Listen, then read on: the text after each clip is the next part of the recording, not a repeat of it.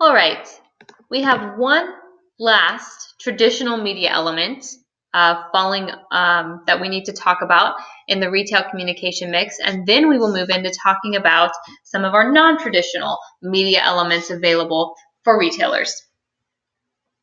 So let's talk about public relations. There are a gamut of things that fall under the PR category, but PR is really spreading a good message about your company to enhance your brand image among current customers and potential customers for your retail establishment. So we're going to talk about two different areas of PR that retailers can participate in. The first being cause-related marketing. Cause-related marketing is when a business forms a partnership with a charity in order to market an image, a product, or a service, and it's for a mutual benefit for both the retailer and the charity. So if you think about some cause-related marketing partnerships, Yoplait might ring a bell. Yoplait, Save Lids, Save Lives, they partnered with breast cancer. Dove has their campaign for Real Beauty. Did you know that's actually a cause-related marketing tactic? Dove has a self-esteem. They have a foundation where they are a self-esteem fund to help young women build their own self-esteem. So that is a partnership between a retailer and a charity. Dove is more of a manufacturer than a retailer, but an actual example of a retail and charity partnership would be Macy's Go Red for Women. Macy's Go Red for Women a portion of sales often go to help fight heart disease in women at Macy's. So you can kind of watch for these different cause-related marketing campaigns. You'll see them pop up. For example, did you know that the Live Strong campaign is actually a cause-related marketing campaign? You can go look up who the partners were in that. So I'm interested to really for you to think about what other cause-related marketing campaigns you've seen. And as consumers, we don't often think about them, but they do lead to a mutual benefit because consumers feel a need or an emotional connection to help that charity, and so therefore they will buy that retailer's products or they will buy that manufacturer's product to help benefit the charity, and that obviously benefits the retailer as well because they get to capture the sales from that event. So let me know what other types of cause-related marketing you can find between a retailer and a charity, not necessarily a manufacturer or a brand, but from a retailer specifically. So the second type of PR we'll talk about, our book classifies product placement under PR. If you've had an advertising class, it might have been classified a little differently, but for this course, we're gonna put it here. So product placement happens when retailers or manufacturers pay to have their product included in a movie or a TV scene. Although sometimes I'll say that retailers get lucky and don't have to pay.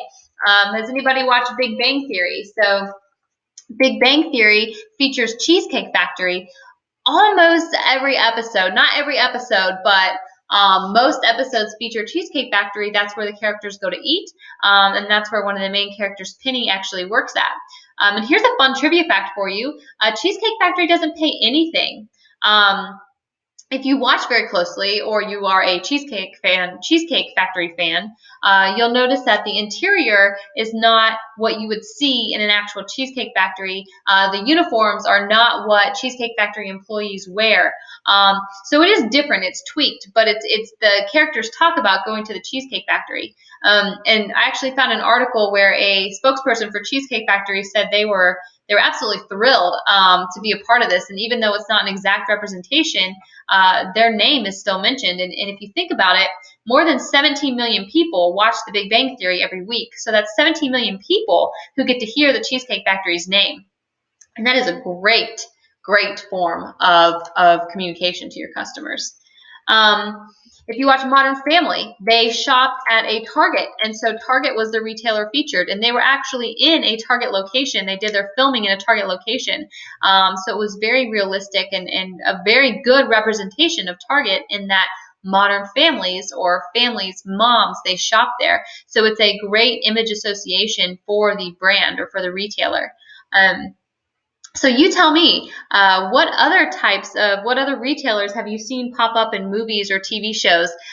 Be interesting to see if you can look up and find any information. Did the retailer pay to be in that movie or TV show, or did they get lucky and the TV show placed them in the episode because it partnered so well with the storyline? So those are just two little examples of how retailers can get their name out to the public through a form of PR. We're next going to talk about non-traditional media elements. There are quite a few non-traditional or new media elements. And the first is websites. Today, a retailer is pretty much non-existent unless they have a website. You have to have a website in order to be successful. Websites are used to post information. We talked about, 75% of people go online to search before they go into the store to make a purchase. And part of the consumer buying process is that information search. And so we know that people go to the internet, so you have to have a website that shares information. But websites can also be used to build and maintain your brand. Your image has to be consistent in store and online. So building that brand is a critical way to use your website. You can host an online community. A lot of websites will have forums or chat segments, or you can talk to representatives from the company, and it really builds a community of people who support that brand. And you can also use the website to sell your merchandise. So if you are a multi-channel retailer, you can use this form of media to actually sell product. So this is an example of a website I built for a company I worked for, and so you can see just some of the different visual elements. And if you remember that picture from that sponsorship, a slide back, that image stays consistent, and you can find information here, or you can find out about products on this website.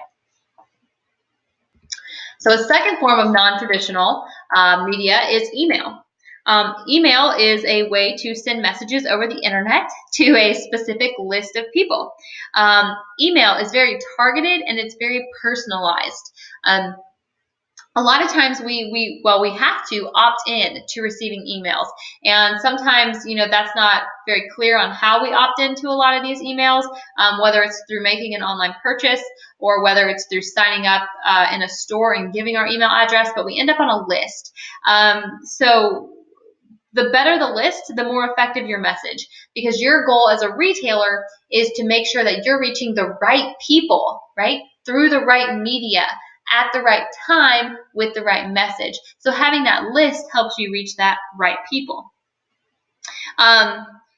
This is just a snip from my email. I think this was yesterday when I snipped this, but you can see, like, in a matter of less than 3 hours, right? 1, 2, 3, 4, 5, 6 retailers sent me emails, and that's just the minimal. You could go on and see how many retailers are communicating through email every day, which leads me to one of the downsides of email is that email can be seen as clutter.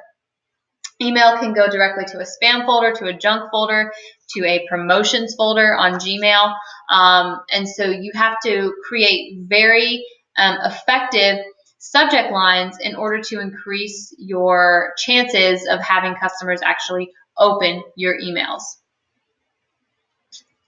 Another form of non-traditional media elements is mobile communications. Mobile communications is getting your information from a tablet or a cell phone. And so part of mobile communications is having an optimized website. And you will know if a website is optimized for mobile just by opening it on your phone. I'm sure you've all experienced a website that you've gone to on your phone that hasn't been optimized, where it isn't modified to fit the screen and you can't actually see the website, and it's very difficult to navigate. 9 times out of 10, customers will leave your website if it's not optimized for mobile. Mobile commerce is becoming a thing in retailing. We talked about this in the multi-channel retailing chapter 3, how a lot of retailers are actually developing applications where customers can make purchases directly from their phone. Or a lot of you posted in the discussion forums about how you price check from your phone in the retail store. And if the price is better online or somewhere else, you will purchase it either from your phone or you'll leave that store and go home and purchase it online. The last way that retailers are starting to use mobile communications is through text message marketing. And so this is even an example from last Friday, a text that Old Navy sent me on my phone, right? And they have information about sale prices, and they have a link where I can click and go directly to the website and make a purchase. Retailers are communicating. And I even recently signed up for a boutique that has a cell phone number for the boutique, and they will actually text customers back and forth about products, about sizes, about sales. You can actually place an order through the cell phone text messaging. So text message marketing is becoming very prevalent in retailing, especially with small, single, independent retail locations. On a more personal level, national retail chains are using text message marketing to just communicate at a broad level. But those are just a few methods of new media that retailers are using. One last element that we have to discuss would be social media. So retailers are using social media to connect with customers. And users or customers go online to connect through online communities, and they want to share ideas and share information and share content.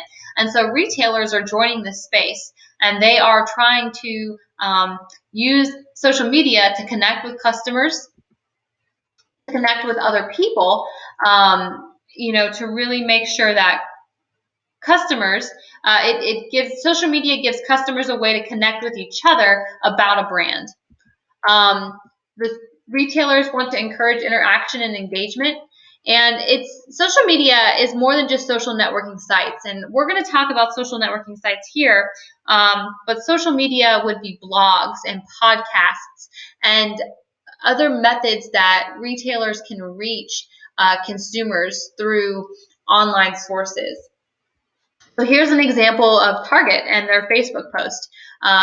Build your superhero collection. You can see the image there. You can see that over almost 400 people have engaged with this, and 101 people shared this. So when you talk about getting your media in front of people, whether you follow Target or whether this paid ad pops up on your page, you're getting over almost 500 total engagement and interactions with this post. So you're reaching more than 500 people. Best Buy uses Twitter with a hashtag. They are inspiring people to pre-order a product. So you can link directly to the pre-order site by clicking on that image on Twitter. Instagram, companies, retailers are popping up on Instagram. They're showing ideas and trends, and Instagram has even moved to where now you can click directly on a picture and go to a retailer's website. So there are lots of ways that social media is optimized for retailers, and retailers can connect and communicate with their customers online. So I'm interested to know, how do your favorite retailers advertise? How do they communicate with their customers? Do they use traditional or non-traditional methods of communication, or do they use a blend? Are they really integrating their communications plan to reach customers on multi-levels? And another thing for you to think about is, what do you think are the most effective ways to reach customers? Are there better ways to reach different audiences? Do different methods of communication work more effectively with different groups of people? Those are all questions that retailers have to think about when developing their IMC plan. The last thing we're going to talk about for Chapter 15 is how to build our brand. So now that we have all of these IMC tools, how and why do we put them together? Well, a successful IMC plan has both short-term goals and long-term goals. And usually those short-term goals are immediate sales, but our long-term goals are much more than that. From a long-term perspective, IMC plans are used to create and maintain a strong and differentiated brand image for the retailer. So if we think about this in steps, our communication program is meant to increase brand awareness. Our brand awareness leads to brand equity, and our brand equity leads to repeat purchases. And this is what we want.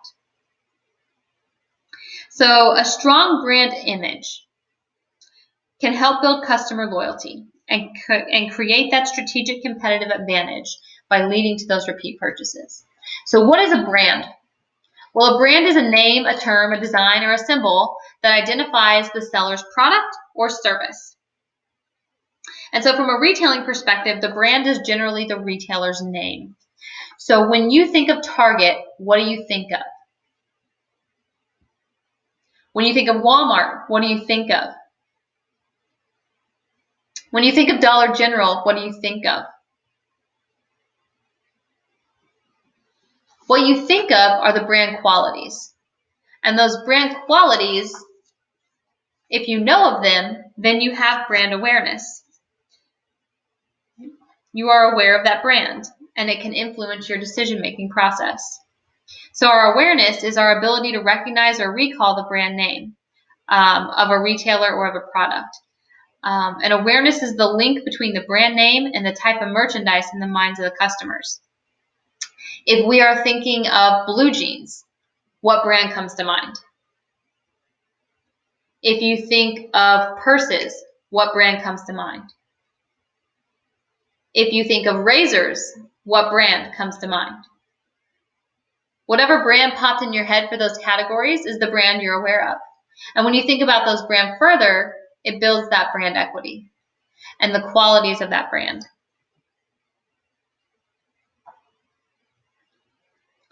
So we use communications programs to increase our awareness. We want customers to think of our brand because we're giving them the name of our brand and we're telling them about our brand over and over through various outlets. And once they're aware of our brand, we want them to understand the equity. We want them to understand the qualities that our brand has and why our brand is better than the other brands. And we hope that that brand equity leads to repeat purchases. So that wraps up Chapter 15, which wraps up for us Module 5.